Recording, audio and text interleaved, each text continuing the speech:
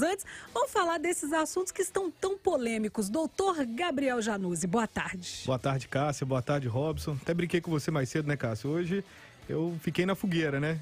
Estamos com um tema aqui muito bacana, muito importante, mas que tem pouca regulamentação. Nós vamos utilizar aqui, né, dos melhores critérios, né, do direito do trabalho.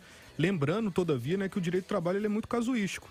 Então, uma situação, às vezes, que é aplicável ao Robson, para você seria um pouco diferente. Nós vamos passar aqui os conceitos gerais, mas quando houver alguma diferenciação, né, pontual, eu vou tentando esclarecer e exemplificar, né, para ilustrar melhor para os nossos ouvintes. Mas, por exemplo, doutor, a pessoa que está com sintoma, alguém que está ouvindo agora em casa aqui, está com aquela dor de cabeça, a garganta, aqueles sintomas básicos, né, que às vezes são muito confundidos entre a influenza e a Covid, esse vírus Omicron. Aí a pessoa, logicamente, para preservar os colegas de trabalho e tudo, não vai trabalhar porque está sentindo sintomas, inclusive deve ser uma determinação até mesmo do empregador. Do empregador, né? Correto, Mas exato. legalmente como é que fica? Ele vai perder esses dias de trabalho? Se ele não conseguir fazer o exame, como é que fica? Bacana, Robson, vamos lá. Primeiro, se ele estiver com sintomas, a primeira coisa que ele deve fazer é comunicar ao empregador. Porque mesmo que ele não consiga, de forma particular, realizar, né, um exame ou realizar uma consulta médica, o próprio empregador teria o dever de encaminhá-lo para o médico conveniado do trabalho, né, o médico do trabalho, ou então, eventualmente, arcar com um médico particular por conta e risco, né, assumindo o ônus, o empregador, né, do pagamento desse exame, para avaliar se ele está ou não. Mesmo, a gente sabe que nós estamos numa situação atual, né, que nós estamos tendo dificuldade, né, de ter acesso aos testes e também aos médicos, por cautela, a nossa recomendação é que o empregador realmente afaste, né, pelo menos por um período de quarentena, nós vamos falar mais sobre ela aqui para frente, mas que é pelo menos de 5 dias, sendo que esses 5 dias, né, são de responsabilidade do empregador, ele que deve arcar com o pagamento dos salários. Mas por que eu falo isso por cautela? Porque se ele libera esse empregado para ir trabalhar e ele eventualmente contamina o restante dos seus colegas de trabalho, a responsabilidade por não ter zelado pelo ambiente é do empregador. Então é melhor agir com cautela, né, nessas circunstâncias. E surgem algumas dúvidas aqui, doutor. Tem um ouvinte que falou o seguinte, ó, meu marido teve Covid, fiquei com ele na quarentena. Meu patrão pode descontar esses dias nas minhas férias?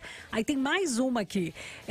Eu testei positivo, assintomático e de home office. O que fazer nesse caso? Eu continuo trabalhando, estando de atestado? É tanta polêmica. Então, muita polêmica. Vem aí aquela diferença, né, do que é a pessoa estar de licença e a pessoa estar em isolamento. Exato, que tem semelhanças, mas eu vou explicar. Em relação a essa primeira pergunta que foi feita, ela ficou em acompanhamento. Em tese, para você ver como o direito do trabalho é interessante, em tese, o acompanhamento, ele não enseja o abono das faltas. Agora, por outro lado, essa pessoa, ela está em risco de contaminação, porque ela está tendo contato diário, né, permanente, contínuo com uma pessoa que está infectada. Então, a recomendação seria que essa pessoa também estivesse, né, em quarentena.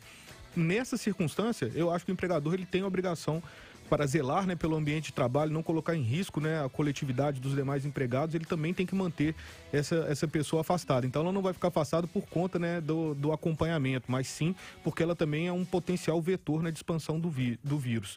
Essa outra pergunta do home office também é uma pergunta muito interessante, Cássio, muito interessante.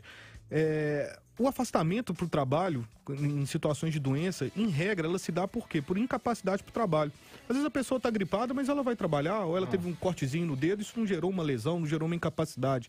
A Covid tem muitas pessoas que são assintomáticas, não tem sintomas nenhum, não tem sintoma algum. Ela está, né, com a Covid, mas ela não tem nenhum sintoma. E aí que está o perigo, né? Aí que está o perigo. Nesse caso, a pessoa até poderia ser afastada e trabalhar home office, porque não existe incapacidade. Mas eu lembro aqui da primeira advertência que eu fiz, né? Como o direito do trabalho é casuístico, né, Robson? Vou dar aqui o seu exemplo, que talvez ilustre bem, né, para os nossos ouvintes. Você, né, um cara muito bem casado, está lá com a sua esposa e às vezes precisa para trabalhar utilizar, né, do seu computador. Se o computador fica num quarto isolado, que você se mantém isolado dela, ok, você pode trabalhar. Mas e se ficar num local, né, na sala, por exemplo, que os dois, né, estão convivendo ali no dia a dia? Às vezes, para você preservar ela, você não pode ficar, né, naquele local junto com ela. Então você não teria condições de trabalhar, porque senão estaria colocando ela em risco. Por isso que essa análise tem que ser feita sempre caso a caso. Verificar, né, qual que é a condição pessoal daquele empregado, para verificar a possibilidade, né, de haver o trabalho em home office ou então se realmente manter